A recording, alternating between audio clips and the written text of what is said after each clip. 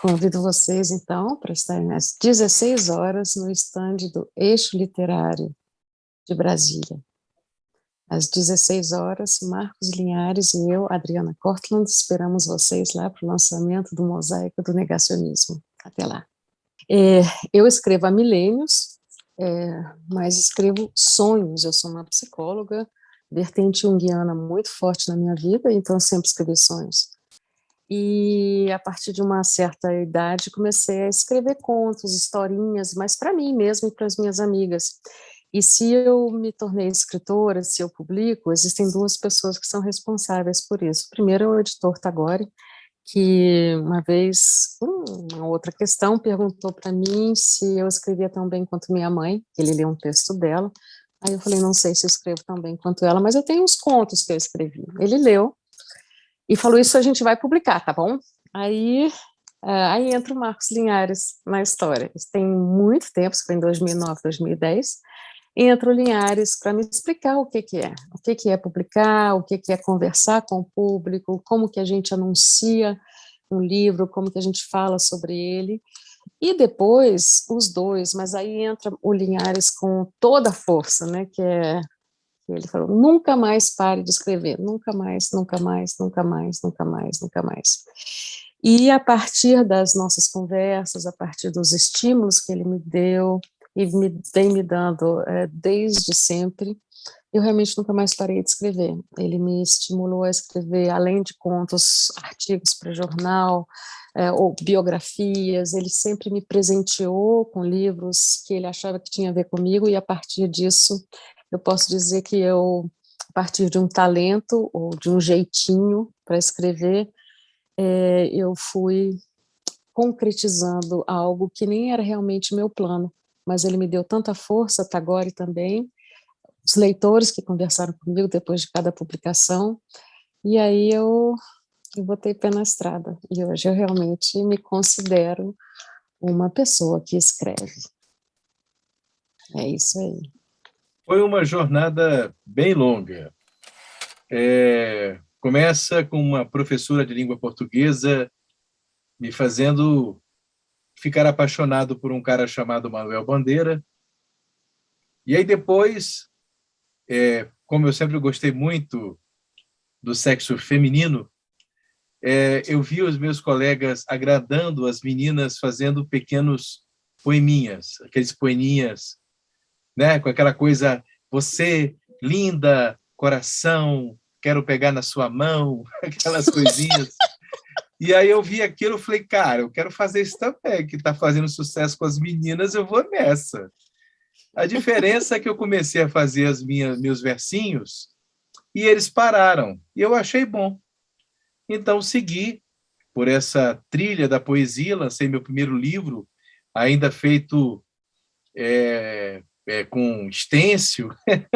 Imagina, rodado aos 15 anos de idade, o segundo já numa impressora com aquele papel que vinha todo colado um no outro, imagina, todo impresso assim, e fui seguindo, o segundo foi 17, 18, e fui seguindo vários livros de poesia, até o dia importante que eu entrevisto o João Cabral de Melo Neto, e que ele me dá um choque, dá um choque no meu processo criativo, disse que eu deveria escrever poesia como todo mundo, pela inspiração, jogava tudo numa gaveta, depois reunia tudo, dizia que era um livro de poesia e importunava os amigos e os colegas para a pessoa ir comprar aquela porcaria que eu tinha escrito. Então, foi muito interessante porque eu parei para pensar quanto que eu não era responsável com o que eu escrevia. Na realidade, eu fazia com muito carinho, com muito amor, mas eu não tinha muita ligação ainda com o processo criativo, com o compromisso com o leitor, eu não pensava no leitor. Então, depois de 5 livros de poesia, eu aprendi que eu não tinha escrito nada, e aí ele falou assim, por que você não vai para a prosa, já que você é jornalista?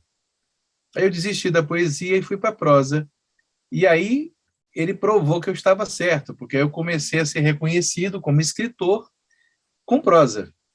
Me tornei um prosador razoável, e aqui e ali insisti fazendo minhas poesias, mas já sem aquele peso, sem aquele compromisso de pensar em fazer livros de poesia. Tanto é que, normalmente, os meus poemas eu não chamo de poemas, eu chamo de exercícios poéticos. E agora estou me aventurando, estou escrevendo um livro da Adriana, nem sabe disso, que é uma grande amiga e parceira de escrita, mas eu estou finalizando um livro de poesia, que é uma epopeia, que fala sobre o amor, chama-se A Complexa Sinfonia de uma Nota Só, em que eu passo pelos degraus do amor. Eu começo desde a da negação do amor, mergulho na escuridão até chegar no amor. Então, é uma complexa sinfonia de uma nota só. É um desafio que eu me fiz, pensando no processo do João Cabral. É um livro planejado, é um livro muito pensado, e é um livro em que eu tento não lidar com as minhas próprias emoções, mas tentar emocionar o leitor. Fazer o que ele fazia, claro que com todas as minhas limitações, mas tentar provocar isso em quem lê. Enfim, e depois de muitos livros de prosa, de jornalismo literário, de biografia, de livro infantil, depois de muito andar, eu dei essa ideia para a Adriana. Falei, Adriana, vamos nos juntar e vamos fazer um livro em que nós possamos convidar pessoas que tenham muito a dizer sobre o negacionismo em suas áreas. E assim nasce essa obra, que foi uma jornada, como todo livro, né? É praticamente eu posso dizer que é uma gravidez, né? Um parto, porque a gente tem de tudo, desde a expectativa do nascimento do filhinho, está chegando, as contrações. Então, a gente passa por todo esse processo até a obra ganhar vida, e com a colaboração, a sorte que nós tivemos com a boa escolha dos nomes, e o resultado final ficou muito interessante. Eu acho que é um livro que a gente vai lançar com muito carinho, fazer um lançamento nacional na Bienal Internacional do Livro de Pernambuco. Olha, tudo foi feito em conjunto, né? Com Linhares e eu, cada um fez sua lista de nomes e assuntos e o que a gente achava que deveria ser abordado e tudo mais. E aí, a partir daí, foi assim.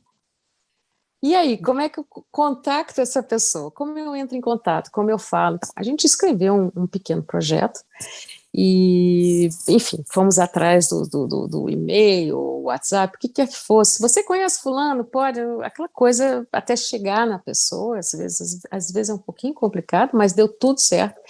E foi muito impressionante, isso foi muito lindo, que todas essas pessoas que nos deram entrevista adoraram a ideia, compraram esse projeto, se engajaram, participaram.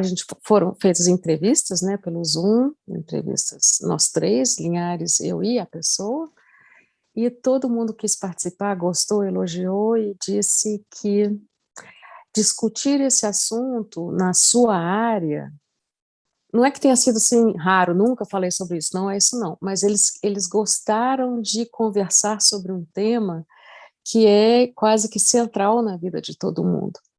Todas essas pessoas que participam do Mosaico do Negacionismo são profissionais, são estudiosos, são pessoas que dedicam a sua vida a fazer aquilo que eles fazem, e todos eles veem que, muitas vezes, uma vida de estudo que é colocada na forma de um artigo que eles publicam e tudo mais, muitas vezes é desmerecida por um achismo de alguém que não estudou, mas que se sente desconfortável com o assunto e que, a partir de uma fake news ou de uma outra coisa, desconstrói um saber construído ao longo de uma profissão, no caso das pessoas que participam do Mosaico, destrói aquilo através de uma campanha de fake news ou alguma coisa que mostra claramente: eu não gosto do que você apresenta, então o que você apresenta não é verdade. Isso é um fenômeno mundial, que a gente resume no Mosaico falando: gosto, logo é verdade. Não tem aquela frase, penso, logo existo, né, tão famosa. de Descartes, e hoje em dia não é penso, logo existo, até existe, mas é essa questão, gosto, logo é verdade. Então, se eu não gosto, não é verdade. E isso nos traz consequências imensas, que são os bolsões, bolhas de verdades, universos paralelos que as pessoas estão formando. Todas essas pessoas que a gente convidou e que aceitaram de pronto e que participaram, todas elas quiseram exatamente dar a sua contribuição no sentido de vamos trabalhar conhecimento. Ele pode ser desconfortável, mas é um conhecimento. E essa é a âncora do livro. Uma coisa que foi muito importante, uma decisão que nós tomamos, duas, na realidade. A primeira foi de não datar o livro. Então, a nossa obra, ela é uma obra completamente atemporal. Ela não fala de nomes de personagens da política atual, porque esse problema não começa com eles, essa situação, não é um problema, vamos dizer, uma situação, ele não começa com eles e muito menos vai acabar com eles, porque é uma situação continuada, que já vem há muito tempo, porque, como a gente bem sabe, e a gente vê isso muito claro no livro, o ato de negar, ele já vem de muito, já vem conosco. Então, a gente consegue chegar em momentos e picos exponenciais desta atividade, dessa atitude, desse olhar, desse fazer, desse trabalhar o mundo, as linguagens, a maneira de ver as coisas, os fatos, e, ao mesmo tempo, como lidar com isso, não é? E a ideia nossa do livro, então, não é datar. O livro ele pode ser para 2015, para 2020, para 2030. A ideia é deixar um legado para que as pessoas, em qualquer momento, possam ter subsídios e bons olhares com reflexão muito bem calcados, muito substanciados por ciência, por pesquisa, porque o livro não tem achismos. Inclusive, é um livro contra o achismo. Nós temos um capítulo só sobre o achismo na comunicação, que é um capítulo que é falado pela nossa querida Yara Lemos, que fala sobre como que também nós, profissionais da imprensa, nós, profissionais da comunicação, também temos grande parcela de culpa, né, com essas questões. Outra coisa que eu acho que é importante também dizer desse livro é que a versão digital dele, Gustavo, ela vai ser toda doada para a compra, vai ser revertida para a compra de livros para os jovens, os meninos e meninas que estão internos nas unidades socioeducativas do Distrito Federal. Então, ele não é um livro feito para ter outro lucro, outro ganho que não a partilha do conhecimento, que não a saída da caverna, que não a perspectiva de que o conhecimento merece ser compartilhado e pode nos ajudar a iluminar os momentos de escuridão pelo qual há muito passamos e que, se a gente não se mexer, nós corremos o risco de estarmos sendo omissos. Ao invés de acendermos lanternas, estaremos apagando as tochas. Olha, eu estou tão nervosa, eu viajo semana que vem, né, para o Brasil. Eu estou tão nervosa assim, esse nervosismo gostoso, é como se a gente fosse fazer uma apresentação de teatro ou alguma coisa assim, e você fica naquela tensão. Por quê? Porque ele é um produto de um esforço coletivo e de uma boa vontade coletiva de todo mundo que participou dele. Todas essas 11 pessoas que foram entrevistadas, todas elas nos deram aulas maravilhosas, compartilharam pensamentos e experiências. Então, e foi sempre muito engraçado, porque depois de cada entrevista, aí tal, fechava a sala e tudo mais, e o Marcos e eu, a gente se falava pelo WhatsApp, né? Felizes, cada um, assim, com o que a gente tinha aprendido, com coisas que a gente não imaginava que existia, a nível de história, enfim, nível da vida de cada um. A gente tem pessoas muito especiais. E estar lançando isso, para mim, tem um gosto dessa partilha. Eles e elas compartilharam seu saber conosco, tanta boa vontade e despojamento. A gente teve alguns perrengues, né? Caiu a internet, fez isso, recomeça, faz, acontece. Todos eles tiveram um imenso engajamento e despojamento, e é com essa alegria, com essa energia de poder compartilhar o saber, que a gente vai estar na Bienal de Pernambuco.